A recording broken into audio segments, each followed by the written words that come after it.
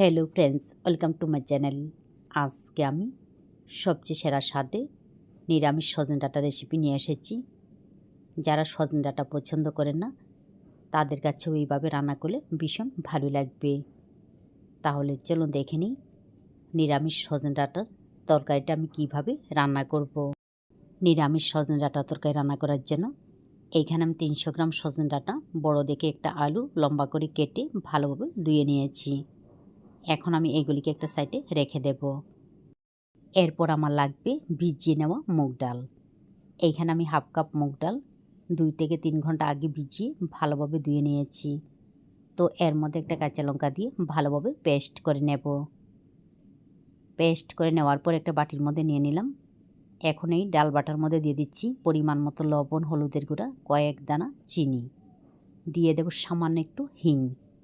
হিংটা যদি হাতের কাছে না থাকে তাহলে এক টুকরো আদা মুগ ডাল পেস্ট করার সময় দিয়ে দিতে পারেন, তবে হিংটা ব্যবহার করলে ফ্লেভারটা ভালো আসে।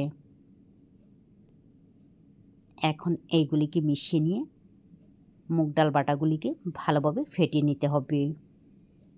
যত বেশি সময় নিয়ে মুগ ডালগুলিকে ফেটিয়ে নেবেন ততই কিন্তু বড়াগুলি নরম হবে, ভালো লাগবে। ডাল বাটাগুলিকে ভালোভাবে ফেটিয়ে নেওয়ার পর এখন আমি বড়া তৈরি করে নেব। তার জন্য গ্যাস অন করে কড়াই গরম করে নেওয়ার পর দিয়ে দিলাম সাদা তেল। সাদা তেল দিয়ে ভেজে নেব। রান্নাটা করব সর্ষের তেল দিয়ে। তেল গরম হয়ে গেলে চামচের সাহায্যে মুগ ডালের ব্যাটারগুলি এইভাবে দিয়ে দিচ্ছি। নিচের অংশ হয়ে যাওয়ার পর এইগুলিকে উল্টে পাল্টে ভেজে নিতে হবে। ছোলার ডাল, মসুর ডাল দিয়ে তো বড়া বানিয়ে অনেক কিছুই খেয়েছেন, তবে এইভাবে একবার মুগ ডাল দিয়ে বড়া বানিয়ে রান্না করে খেয়ে দেখবেন, ভীষণ ভালো লাগে। তো বড়াগুলিকে ভেজে নেওয়ার পর এখন আমি এইগুলিকে নামিয়ে নেব। আবারও কড়াইতে দিয়ে দেব সর্ষের তেল। চেষ্টা করবেন রান্নাটা সর্ষের তেল দিয়ে করতে। তেল গরম হয়ে গেলে ফোড়নের মধ্যে দিয়ে দিচ্ছি শুকনো লঙ্কা, তেজপাতা, আস্ত জিরা। আস্ত জিরার পরিবর্তে 5 ফোড়নও কিন্তু ব্যবহার করতে পারেন। ফোড়নগুলিকে কয়েক সেকেন্ড ভেজে নেওয়ার পর এর মধ্যে দিয়ে দিচ্ছি কেটে নেওয়া আলু।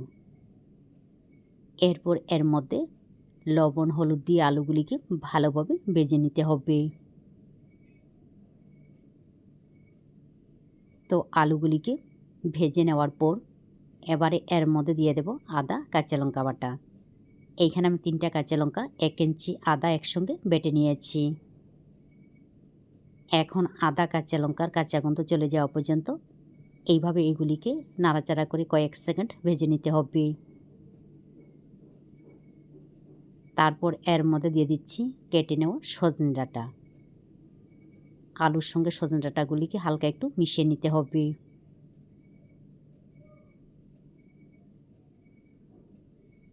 কয়েক সেকেন্ড নাড়াচাড়া করে মিশিয়ে নেওয়ার পর এবারে এর মধ্যে দিয়ে দিচ্ছি পরিমাণ মতো লবণ, দিয়ে দেব গুঁড়া মশলা।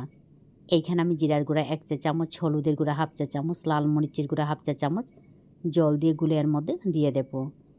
তবে লাল মরিচের গুঁড়া যদি পছন্দ না করেন তাহলে কাঁচা লঙ্কা বাটা দিয়েও কিন্তু এই রান্নাটা করে নিতে পারেন।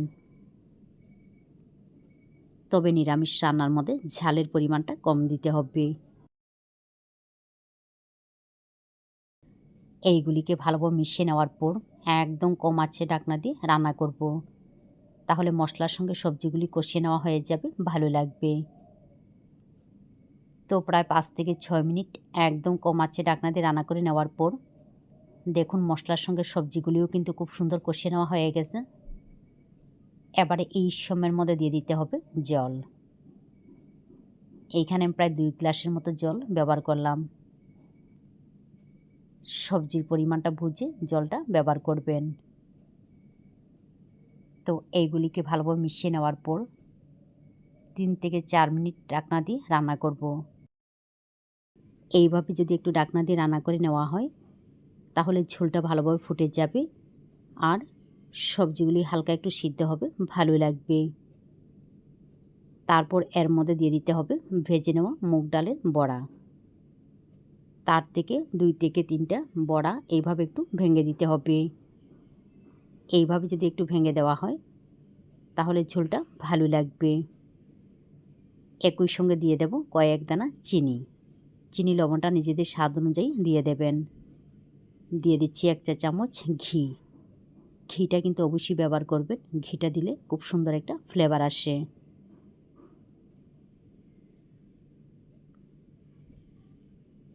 তো এইগুলিকে আবারও হালকাভাবে মিশিয়ে নিয়ে একদম কম আঁচে 7 থেকে 8 মিনিট ঢাকনা দিয়ে রান্না করব। তো আবারও কম আঁচে ঢাকনা দিয়ে রান্না করে নেওয়ার পর দেখুন ঝোলটা খুব সুন্দর হয়েছে। বড়াগুলিও কিন্তু ভালোভাবে সিদ্ধ হয়ে গেছে।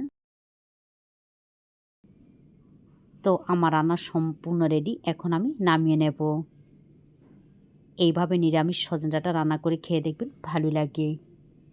ভালো লাগলে অবশ্যই লাইক, শেয়ার এবং সাবস্ক্রাইব করবেন।